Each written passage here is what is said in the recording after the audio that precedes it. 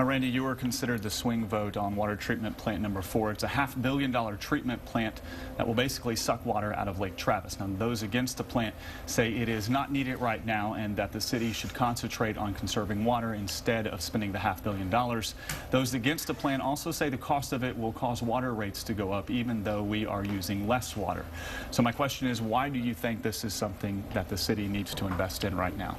Well, I think it's important to note that when I got onto the council, I was very open-minded. I did a tremendous amount of research, gathered information, met with experts, sought out extra expert advice, as well as talking to many activists and community leaders, and really we even called for a town hall meeting. I think some of the council members that had been on the council longer had already made up a decision, had perhaps made a decision before seeing, not having the need to see the facts again. But for me, the town hall meeting that we had in the fall of 2009 was also really important so that the public at large could really look at what we were looking at. And ultimately, when I realized that the debate was about when and not if, and when you really start to consider the fact that we closed a water treatment plant in downtown that had the capacity to treat 42 million gallons per day, our other 2 water treatment plants, and by the way, that plant was 100 years old. It had definitely done its service. When you look at the fact that we had 2 other treatment plants that were 40 plus years old, and when you consider where our growth has been in the northern part of the city, of the area, it really became clear to me that it was a question of when and not if, and it was certainly within the immediate horizon of when we were going to be needing this.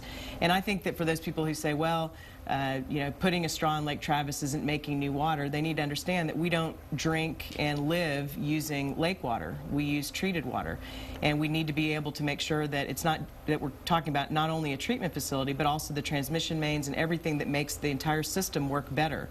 And so I think if the debate is about whether or not we should be ready in 2014 or in 2019, which is sort of what most of the analysis showed, then it was a matter of comfort, and I likened it to buying insurance for your family. I would much rather have too much than too little, and I think that if we're ready a little bit too early, it's a lot less costly and a lot less dangerous than being ready too late. And so that was really ultimately what made me make the very difficult decision. And I realized I was the only person who was going to be running for re-election who voted for the treatment plant. Every vote we've taken since that original vote, which was to turn the land and let the first contracts to really make the plant happen, ever since then, we've continuously had a 4-3 vote. So I realize that I've become this, important swing vote. But I do think that we're employing hundreds, if not thousands, of people right now. I think that if you just showed some shots of where the plant is in terms of its development, I just don't think there's any question that it would be irresponsible to punt that to a future council. And so even though it's politically challenging, I wanted to vote for it because I think we need it. Now, Kathy, you have said that you would not have voted for the plant. So if you would explain to us why that's something you wouldn't have voted for, and also explain to us if you were given the opportunity to stop construction on the plant and put it off for a few years, is that something that you would vote for? Well, I have said I wouldn't have voted for it had I been on council at the time that it came up. There was much evidence to show that we did not need it right now. The projections were that it would, if conservation continued to work the way it had been, it would be 2019 or later. And so I agreed with the council members who voted and said that we should give water conservation an opportunity to continue to work, because that is really our best opportunity for conserving this scarce resource. It is underway. Construction is underway on this project. And I will back up and say, when is a very important question, because, again, we're in a very difficult economic time, and taking on a costly infrastructure project that will raise water rates for ratepayers right now is a very, very serious consideration. So that being said, the project is underway right now.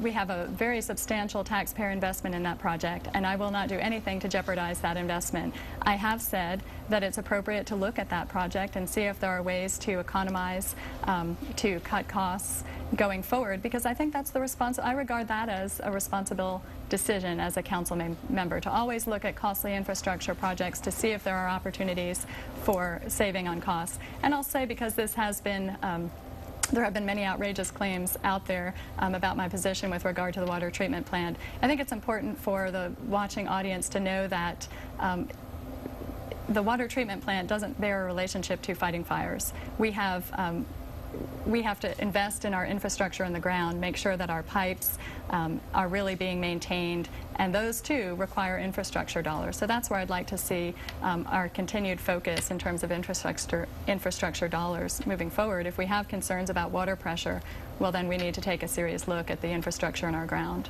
All right.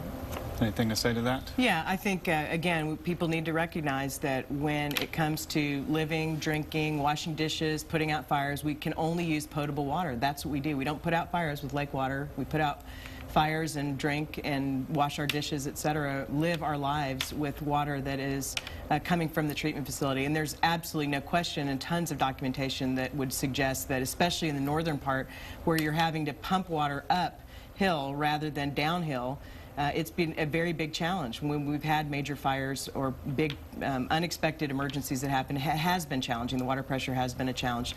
And, you know, the battalion chiefs have talked about this, and it makes, again, common sense. If you're pumping water down south, it's a different story than if you're pumping water up the hill. So this is not just a treatment facility, it's also, in addition to that, the mains, and we're building it so that it's expandable and that it works. And again, I think not answering the question about would you stop it or not. Of course, everybody that's involved with this project wants to make sure it comes in on time and on budget. We're all working very hard to make that happen. Okay. Well, this next